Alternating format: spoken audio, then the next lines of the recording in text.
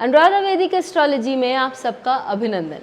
आज हम बात करेंगे पुष्कर नवांश में राहु की स्थिति और वो हमें क्या दे सकता है।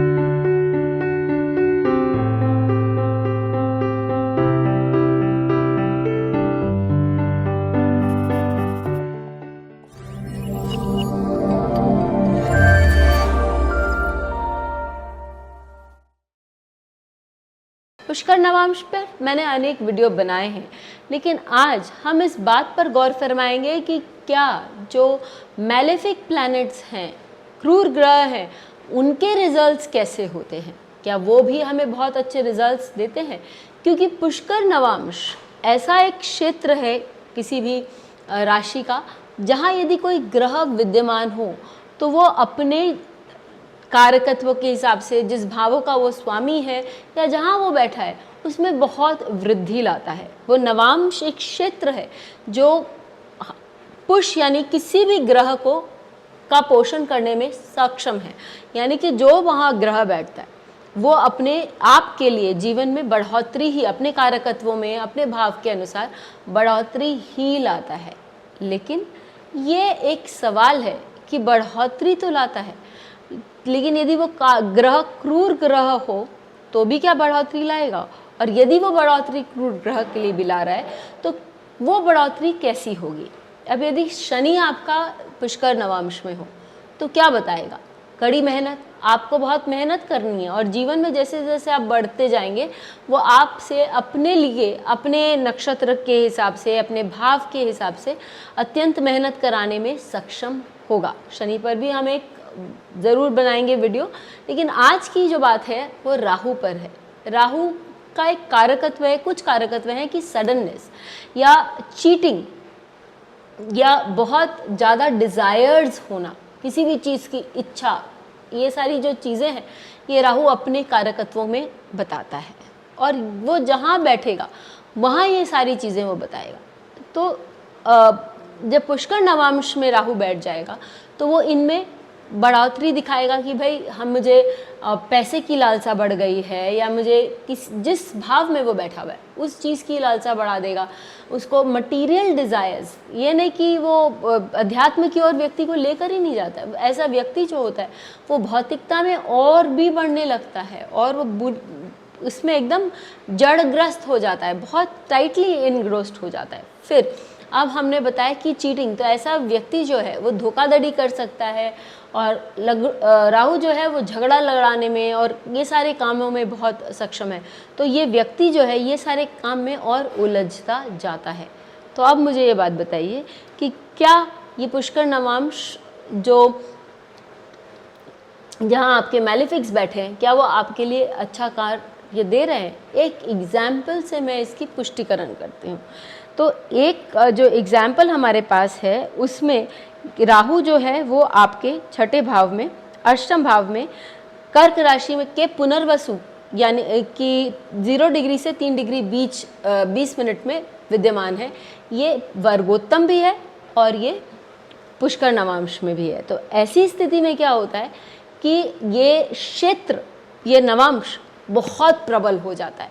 व्यक्ति जहाँ जो भी ग्रह है यहाँ बैठा हुआ है उस संदर्भ में उसके कारक, उसके भाव को लेकर बहुत ज़्यादा उसकी अभिलाषाएं या उसका जो कारकत्व है वो बहुत खुल के उभर कर व्यक्ति के जीवन में आता है।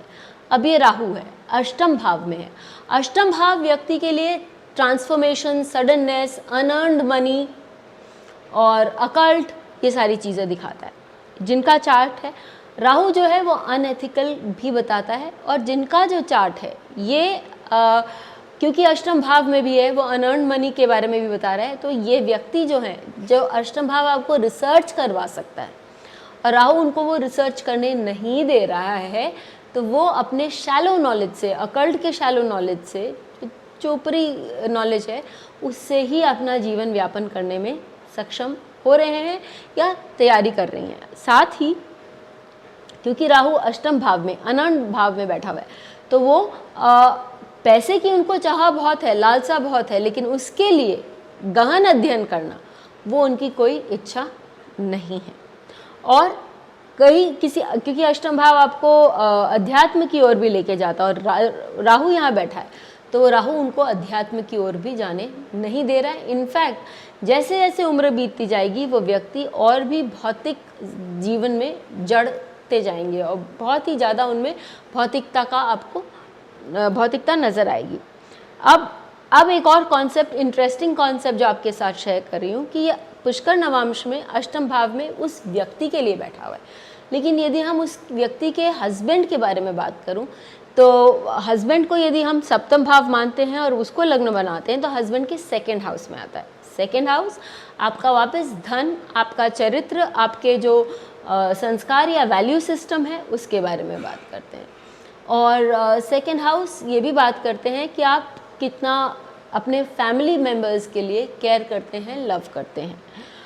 तो राहु जो पुनर्वसु नक्षत्र में सेकंड हाउस में इस व्यक्ति के स्पाउस के लिए बैठे हुए हैं, वो सेकंड हाउस की चीज़ों को बढ़ा रहे हैं, लेकिन नेगेटिवली। किस प्रकार कि राहु उनको वापस पैसे की ललक, सेकंड हाउस मनी है तो पैसे की ललक दे रहा है कि जो जितना भी पैसा है उतना कम है, और ये व्यक्ति अपनी वाइफ को से भी मारा पीटी या झगड़ा करते हैं ताकि उनकी वाइफ भी डाउरी या दहेज या कहीं से पैसे लेकर आए। और ये अभी नहीं, ये 20 साल से चलता आ रहा है, इनके विवाह को 20 इयर्स हो गया और ये निरंतर इसी प्रकार चलते आ रहा है। तो आप देख रहे हैं कि ये राहु में कमी नहीं हुई है, ये अपने दशा अंतर प्रत्यंतर सूक्ष्म प्राण आदि में हमेशा बढ़ोतरी की ओर ही लेके जाएगा। और क्योंकि ये राहु है तो ये आपको मैलेफिक रिजल्ट्स ही देगा। साथ ही इन व्यक्ति के पेरेंट्स के पास भी अच्छा पैसा है जिन्होंने उसको दिया है उसके हस्बैंड के पास, लेकिन वो उसकी जो पैसे की भूख है वो कभी कम नहीं होती है। जब हम एथिकल वैल्यूज़ पे आते हैं तो डाउरी ख़राब है ही, हम जानते ही हैं। और दूसरी बात ये कि जो व्यक्ति है वो दूसरी लेडीज़ की ओर भी उनका आकर्षण है, तो वो भी एथिक्स के बारे में हमें बताता है। अपने बच्चे, अपने परिवार से कोई मोह नहीं होना, कोई लगाव नहीं होना, ये भी हमें देखने को इस कंडीशन से मिलता है, और ऐसा है सिचुएशन। तो आप ये देखिए, मोटी बात ये है, अब आप इसको अनेक ढंग से इस चार्ट को देख सकते हैं। आप थर्ड हाउस से सिक्स्थ हाउस भी देख सकते हैं, आदि बहुत ढंग से, और उसके पुष्कर नवांश से बहुत कुछ पता कर सकते हैं। बात ये है कि जब कोई मैलेफिक प्लैनेट, खासकर राहु पुष्कर नवांश में बैठ जाए तो हमें उससे बहुत कुछ सीखने को मिलता है। वहाँ पर वो बोलता है कि जब तक आप मेरे विषय में या जिस नक्षत्र में वो बैठा है उसके विषय में अपनी चीज़ें दुरुस्त नहीं कर लेंगे, सीख नहीं जाएंगे, तब तक जीवन में जो परेशानियां हैं या घटना, जिसे हम दुर्घटना भी कह सकते हैं, वो व्यक्ति के साथ हमेशा घटित होती रहेंगी।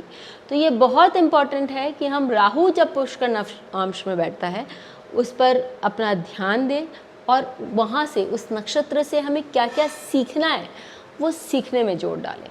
फिर मिलेंगे, तब तक के लिए धन्यवाद। बेल आइकन को दबाएं ताकि आपको वीडियोस की अपडेट मिलती रहे। हमारे वीडियोस को लाइक करें, शेयर करें, उन पर कमेंट करें और हमारे चैनल को सब्सक्राइब करना न भूलें।